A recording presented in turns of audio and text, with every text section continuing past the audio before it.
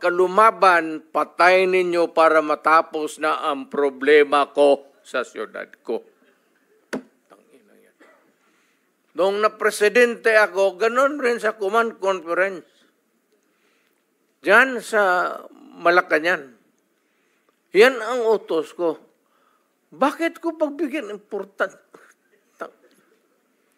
Mag-criminal, they go after the innocent people robbing. Mabutit na lang sana kung aakyat ng bahay. Mayor ako matagal. Aakyat ng bahay, magnakaw, re-rapin yung bata, re-rapin yung babae, tapos papatayin. Kung ikaw ang mayor, how do you deal with the problem? Ano kaya ang